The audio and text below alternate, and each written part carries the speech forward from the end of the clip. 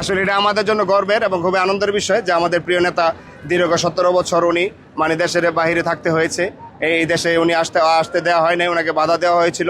ইনশাল্লাহ সকল ষড়যন্ত্র ভেদ করে প্রিয় নেতা যেহেতু আমাদের দেশে এসেছে, এটা আমাদের একটা আনন্দের বিষয়।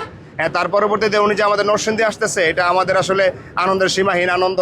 আমাদের নেতা তারুণ্যের অহংকার, আগামীর রাষ্ট্রনায়ক তারেক রহমান আগামী জাতীয় সংসদ নির্বাচনের আনুষ্ঠানিক প্রচারণার শুরু করবেন কালকে।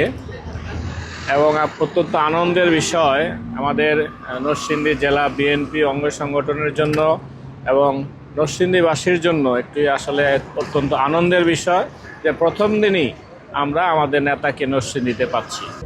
জননেতা জনাব তারেক রহমান,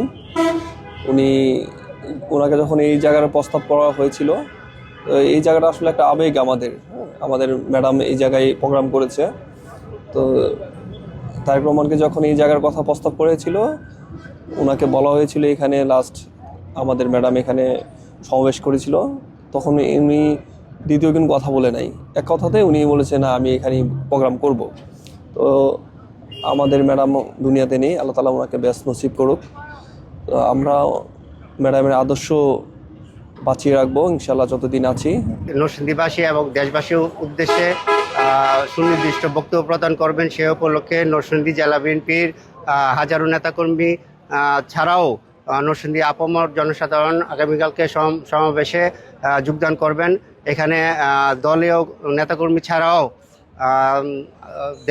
দেশ ও দেশের জনগণের উদ্দেশ্যে উনি গুরুত্বপূর্ণ বক্তব্য রাখবেন।